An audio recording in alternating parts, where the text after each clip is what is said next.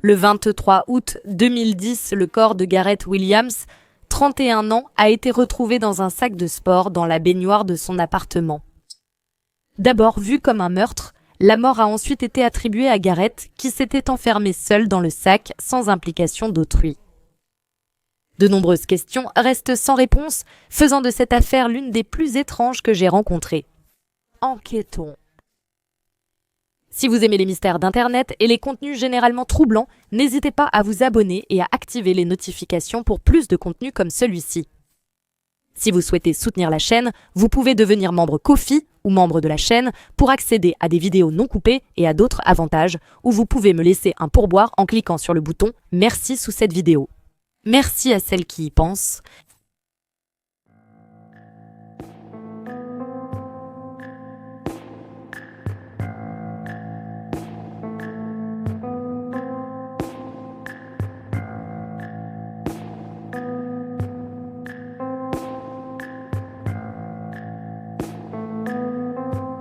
Gareth Williams est né au pays de Galles le 26 septembre 1978 et dès l'enfance, il montrait une grande intelligence, surtout en mathématiques. Alors qu'il était encore au lycée, il a commencé à étudier les mathématiques à l'université dont il est sorti diplômé avec mention très bien à 17 ans. À 23 ans, il a été recruté comme analyste junior au quartier général des communications du gouvernement à Cheltenham, en Angleterre. Quelques années plus tard, il a rejoint Londres pour 3 ans au Military Intelligence, 6 comme déchiffreur de code. Gareth était un homme discret et réservé qui gardait ses distances et ne fréquentait pas beaucoup de monde, à part sa famille proche, en particulier son père, sa sœur et quelques amis. Il passait son temps libre à faire du vélo et participait souvent à des courses et contre-la-montre. Quelques années après son entrée au Military Intelligence, sa sœur a remarqué qu'il avait perdu de l'enthousiasme pour son travail. Elle a dit, je cite, qu'il n'aimait pas la culture de bureau, les verres entre collègues, les concours de voitures tape à l'œil, ni la course à la réussite. Il a même parlé de tension au bureau. Le lundi 16 août 2010, Gareth ne s'est pas présenté au travail, non seulement pour la journée, mais pour toute une semaine. Pendant cette période, son employeur ne l'a pas signalé comme disparu, malgré le fait qu'il n'ait pas assisté à 3 réunions importantes où son absence aurait certainement été remarquée. Ce n'est que lorsque sa sœur les a contactés, n'ayant pas eu de nouvelles de lui depuis un moment, qu'ils ont appelé la police et demandé un contrôle de bien-être. Une policière est arrivée à son domicile en début de soirée, le 23 août, et l'agent immobilier lui a donné accès à l'appartement. En entrant dans la salle de bain attenante, l'agente a trouvé un grand sac de sport rouge cadenassé dans la baignoire. Elle a essayé de le soulever, mais a remarqué qu'il était étonnamment lourd et qu'il dégageait une odeur nauséabonde. Lorsque le sac a finalement été découpé, le corps nu et sans vie de Gareth a été retrouvé entassé à l'intérieur. En raison des circonstances inhabituelles dans lesquelles le corps a été retrouvé, la plupart des policiers impliqués dans l'affaire ont immédiatement supposé qu'il s'agissait d'un acte criminel et l'enquête a révélé un certain nombre d'autres détails venant appuyer cette théorie. Des fragments d'acide désoxyribonucléique non concluants de 2 personnes autres que Gareth ont été retrouvés sur le sac. Il n'y avait aucune empreinte digitale sur le cadenas, ni aucun acide désoxyribonucléique ou empreinte retrouvée dans la baignoire. La porte de l'appartement était verrouillée de l'extérieur. Les radiateurs de l'appartement étaient allumés alors que c'était en plein été. Il a été suggéré que si quelqu'un d'autre était impliqué, il ou elle aurait pu faire cela pour accélérer la décomposition du corps. Une experte a examiné le sac de sport qui avait contenu le corps de Gareth et a conclu qu'il n'aurait pas pu le fermer lui-même à clé. Lors de l'enquête, 2 autres expertes ont été sollicitées pour tenter de s'enfermer elles-mêmes dans un sac similaire et après 400 tentatives, elles ont abandonné. La coroner a conclu que la mort était, je cite, non naturelle et probablement d'origine criminelle et aussi qu'elle était, je cite, convaincue qu'au vu de la balance des probabilités, Gareth avait été tué illégalement. Elle pensait qu'il était probablement encore en vie lorsqu'il a été placé dans le sac et qu'il est décédé peu de temps après d'une intoxication au monoxyde de carbone, dû au manque d'oxygène dans le sac ou d'un empoisonnement rapide. Donc, cela ressemble clairement à une affaire de meurtre évidente. Il ne reste plus qu'à déterminer le coupable, n'est-ce pas? Eh bien, pas exactement. La police métropolitaine a décidé de mener une autre enquête de 12 mois et il a été déterminé que le scénario le plus probable était que Garrett était mort seul dans son appartement après s'être accidentellement enfermé dans le sac. Maintenant, après les détails que nous avons déjà abordés, cela peut sembler être une conclusion ridicule, mais toutes les preuves n'indiquaient pas un meurtre. Il n'y avait aucun signe d'effraction dans l'appartement, aucun signe de lutte et aucune blessure sur le corps de Garrett. Le rapport toxicologique n'a trouvé aucune drogue récréative courante ni aucun poison dans son organisme, bien que certaines sources indiquent qu'il était non concluant parce que son corps se décomposait déjà depuis une semaine. Hormis les fragments d'acide désoxyribonucléique non concluants sur le sac, sans lien certain avec la mort, aucune preuve médico-légale n'indiquait qu'une autre personne soit entrée dans la salle de bain de Garrett ou impliquée dans sa mort.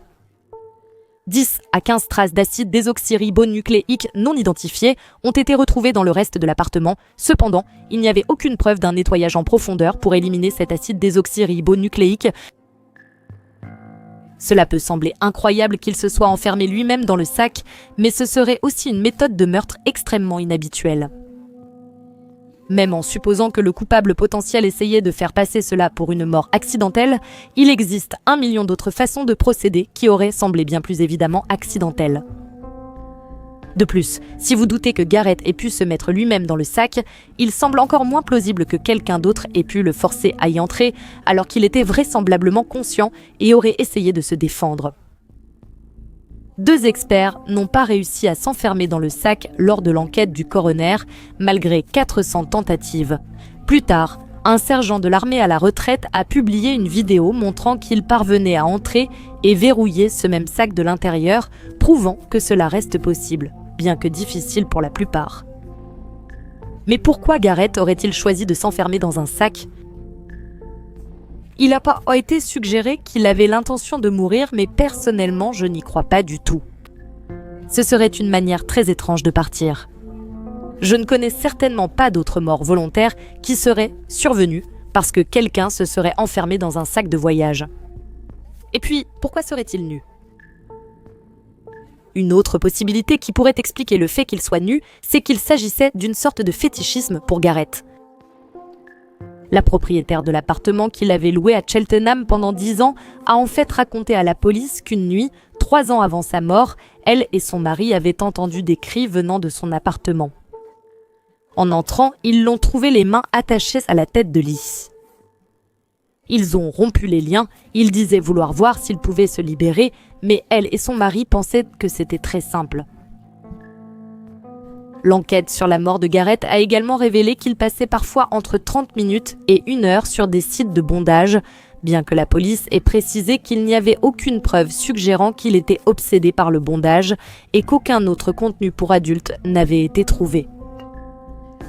Il est possible qu'il ait eu un intérêt non sexuel pour l'escapologie et qu'il se soit vraiment attaché à son cadre de lit simplement pour voir s'il pouvait se libérer, auquel cas il aurait pu passer du temps à parcourir des sites de bondage pour s'inspirer sur la façon de s'attacher.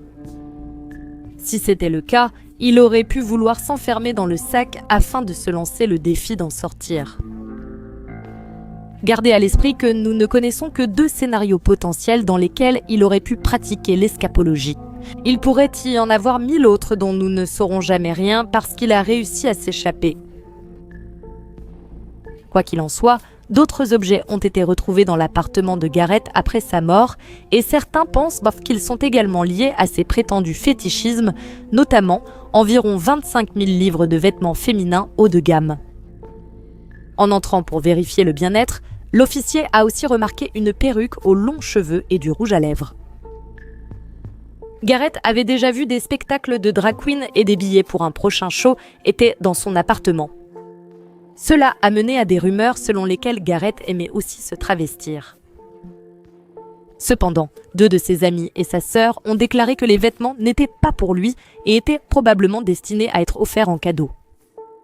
L'une d'elles a noté que les vêtements étaient trop petits pour lui et a aussi contesté l'accent mis sur les vêtements féminins retrouvés, alors qu'il y avait pour 10 000 livres d'équipement d'alpinisme. Il est aussi important de préciser qu'une partie ou la totalité des vêtements féminins n'avait jamais été portés. Au final, personnellement, je ne vois pas en quoi cela est pertinent pour la mort de Garrett.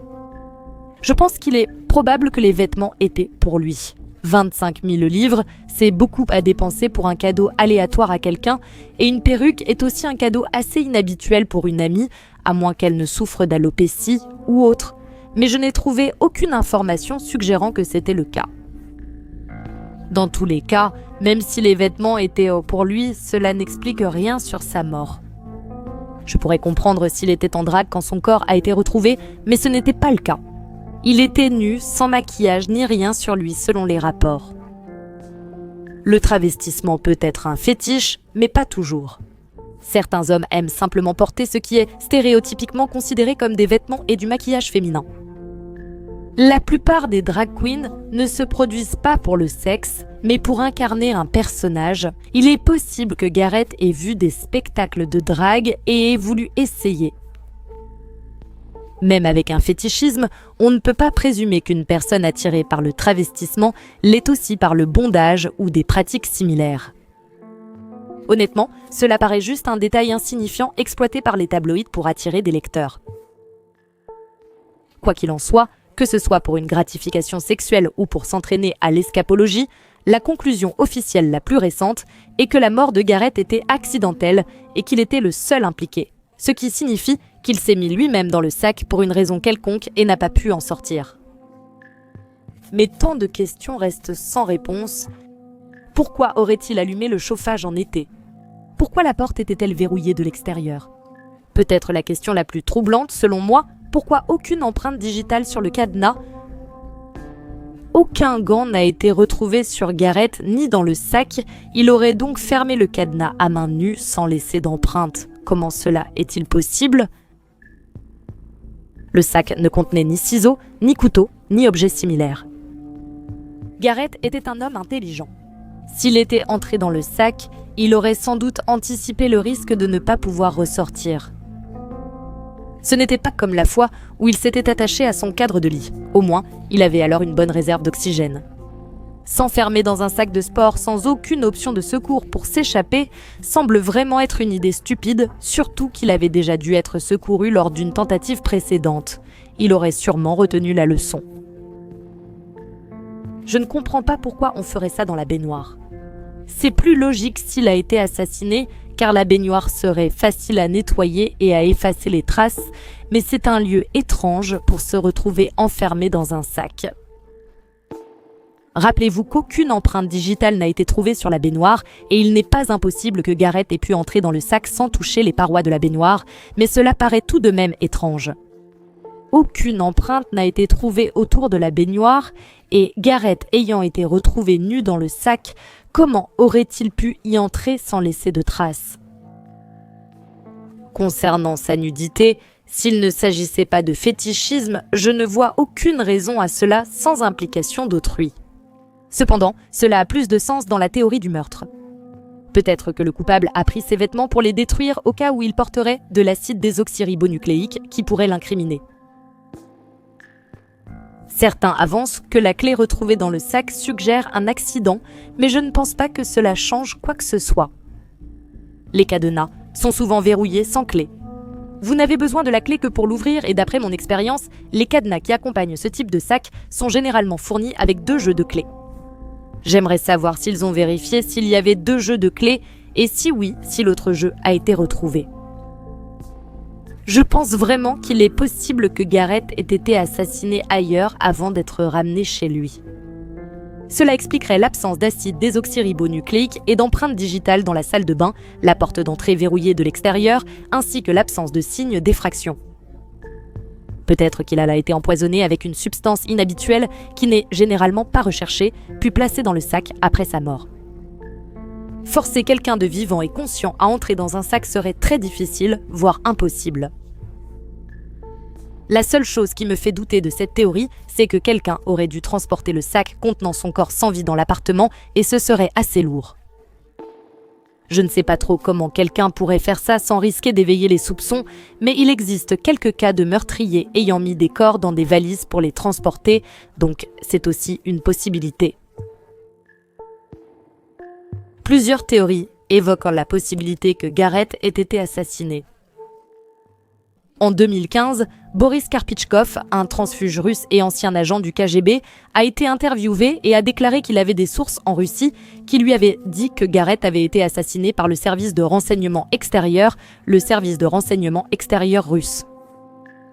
Il a affirmé qu'ils avaient essayé de faire chanter Garrett pour qu'il devienne un agent double, mais qu'il avait refusé et qu'il leur avait ensuite dit qu'il connaissait l'identité d'un agent double russe au Government Communications Headquarters, espérant sans doute qu'ils le laisseraient tranquille après cela, mais ils ne l'ont pas fait et ont au contraire décidé qu'ils devaient s'en débarrasser pour protéger leur agent. Boris a affirmé que le service de renseignement extérieur avait utilisé un poison indétectable dans l'oreille de Garrett pour le tuer, et c'est pourquoi le meurtre n'a pas pu être confirmé comme cause du décès. Ces informations sont intéressantes et je pense qu'il vaut la peine de considérer la possibilité que Garrett ait été éliminé par une agence de renseignement, mais je ne suis pas sûre de croire les affirmations de Boris. Je ne sais rien sur cet homme, mais je me demande pourquoi il a attendu 5 ans après la mort de Garrett pour révéler ces informations. J'imagine qu'il est possible qu'il ne l'ait appris que récemment, mais il n'y a absolument aucune preuve pour étayer ces affirmations. Ce qui me laisse perplexe dans cette affaire et qui pourrait aider à évaluer la plausibilité de cette théorie, c'est la nature exacte du travail de Garrett, notamment le type d'information ou leur degré de sensibilité. On le qualifie souvent d'espion dans les médias, mais je pense que c'est un peu trompeur. À l'autre extrême, j'ai vu beaucoup de gens discuter de l'affaire en ligne en disant qu'il n'était qu'un simple employé de bureau, sous-entendant qu'il n'aurait pas accès à des informations importantes. Je doute que ce soit exact non plus. Gardez à l'esprit que Garrett était extrêmement intelligent, ayant obtenu son diplôme en mathématiques avant que la plupart ne commencent leurs études. Même si je n'ai pas vu assez d'informations pour suggérer qu'il occupait l'un des postes les plus élevés, je ne pense pas non plus que le Government Communications Headquarters et le Military Intelligence, CIS, auraient mal fait gaspiller son potentiel en lui donnant un poste tout en bas de l'échelle. Pour que les affirmations de Boris Karpichkov soient plausibles, Garrett devrait avoir accès à suffisamment d'informations importantes pour que le service de renseignement extérieur veuille qu'il devienne un agent double pour eux. D'autres théories étaient aussi liées à son travail. Apparemment, il surveillait certains groupes du crime organisé, donc je suppose qu'il est possible que l'un d'eux soit venu après lui, soit par vengeance, soit pour l'empêcher de découvrir des informations à leur sujet. Cela dépendait encore de l'importance de son poste. Ce n'est pas comme s'il faisait tomber ses groupes à lui tout seul, alors pourquoi le cibler lui en particulier ? Certains estiment que la mort de Garrett était un complot interne. Peut-être qu'il a découvert quelque chose qu'il n'aurait pas dû et qu'il a en fait été assassiné par le Military Intelligence, CIS. J'ai vu dans certaines discussions sur Reddit à propos de cette affaire qu'il s'agirait apparemment d'une méthode assez courante utilisée par les services secrets et les mafias pour tuer des gens, non seulement en faisant passer cela pour un accident, mais aussi en plaçant la victime dans une position embarrassante qui laisse penser que c'était lié à un fétichisme. Personnellement, je ne connais pas de cas tout à fait similaire sauf qu'écrire à celui-ci. Le cas similaire qui me vient à l'esprit est celui de Jonathan Moyle, pilote de la Royal Air Force supposé recruté par le Military Intelligence, CIS. Il a été retrouvé mort, pendu dans l'armoire de sa chambre d'hôtel, avec une tête d'oreiller sur la tête, après avoir assisté à une conférence sur la défense au Chili. Dites-moi en commentaire si vous voyez des cas encore plus similaires. Le fait que l'employeur de Garrett n'ait signalé sa disparition que 7 jours plus tard, et seulement après avoir été contacté par sa sœur inquiète, pourrait suggérer une responsabilité du Military Intelligence, CIS. Ce serait déjà rare chez la plupart des employeurs, mais encore plus surprenant de la part du Military Intelligence, CIS. Si Garrett traitait des informations secrètes, sa disparition ne constituerait-elle pas une menace pour la sécurité ? Il est impossible qu'il n'ait pas remarqué sa disparition, surtout vu son absence à plusieurs réunions importantes sur les 7 semaines-là. Cela pourrait indiquer que si le Military Intelligence, CIS, n'était pas responsable, il savait au moins qu'il lui était arrivé quelque chose. je pense qu'il est aussi important de prendre en compte les théories plus plausibles. On peut s'emballer en apprenant qu'il travaillait pour le Military Intelligence 6, mais même s'il a été assassiné, cela n'a peut-être aucun lien avec son travail. Avait-il des ennemis dans sa vie personnelle ? Cela paraît peu probable étant donné qu'il était apparemment très discret, mais cela ne veut pas dire qu'il n'était pas impliqué dans quelque chose que personne d'autre ne connaissait. La police aurait apparemment été empêchée d'examiner de trop près sa vie personnelle en raison de la nature de son travail, donc il se peut qu'il y ait beaucoup de choses que nous ignorons à son sujet. De nombreuses questions habituellement posées dans ce type d'affaires sont éclipsées par le métier de Garrett. Le fait qu'il n'y ait eu aucun signe d'effraction dans son appartement ni aucune trace de lutte me fait me demander s'il n'a pas été tué par quelqu'un qu'il connaissait et qu'il a laissé entrer chez lui de son plein gré. Je me demande aussi si quelqu'un d'autre était impliqué sans que ce soit un meurtre intentionnel. En repensant au moment où la propriétaire de Garrett a dû le secourir après qu'il se soit attaché au lit, je ne vois pas comment cela aurait été possible s'il avait été seul. Je n'ai aucune idée de la position dans laquelle il se trouvait, mais je suppose que ses 2 mains étaient attachées au cadre du lit. Ce serait déjà assez difficile à faire soi-même, mais s'il a réussi à s'attacher, comment se fait-il qu'il n'ait pas pu se détacher ? Ce n'est peut-être pas impossible, mais ça paraît peu probable. Je me demande si ce n'était pas une sorte de rencontre intime où quelqu'un d'autre l'aurait attaché puis l'aurait laissé. Peut-être qu'ils ont dit qu'ils reviendraient et ne l'ont jamais fait, ou peut-être que le fait de ne pas revenir était justement le but. Il est possible que sa mort soit le résultat d'une autre rencontre similaire, où quelqu'un l'aurait enfermé dans le sac et serait parti ou l'aurait enfermé pour un moment, avec l'intention de le laisser sortir ensuite sans se rendre compte qu'il mourait à l'intérieur. Voyant qu'il était mort, ils ont nettoyé la salle de bain puis sont partis. Comme je l'ai dit, on ne peut pas supposer qu'il aimait ces rencontres seulement d'après le récit de la propriétaire, mais cela doit être pris en compte. Le problème, dans ce cas, c'est qu'il n'y a tout simplement pas assez de preuves pour rendre une théorie vraiment plausible, et aucune d'entre elles ne semble expliquer chaque détail. Personnellement, je pense que certains détails qui laissent entendre qu'une autre personne a été impliquée d'une manière ou d'une autre sont trop importants pour être ignorés. Je serais ouverte à envisager la possibilité que Garrett se soit enfermé lui-même dans le sac s'il n'y avait pas l'absence d'empreintes digitales sur la serrure, ni d'empreintes digitales, de traces de pas ou d'acide désoxyribonucléique dans la baignoire, et si sa porte d'entrée n'avait pas été verrouillée de l'extérieur. Comment tout cela serait-il possible sans l'implication d'autres personnes ? J'ai tendance à penser que sa mort est plutôt un accident impliquant quelqu'un d'autre qu'un meurtre, simplement parce que ce serait une façon tellement étrange de tuer quelqu'un et nous n'avons aucune raison crédible de croire que quelqu'un aurait voulu sa mort. Malheureusement, je pense que c'est l'un de ces cas où nous ne saurons jamais vraiment ce qui s'est passé, ou du moins, nous ne serons jamais totalement satisfaits de la conclusion officielle qui, selon la révision la plus récente des preuves en 2024, reste que la mort était accidentelle, sans implication d'un tiers.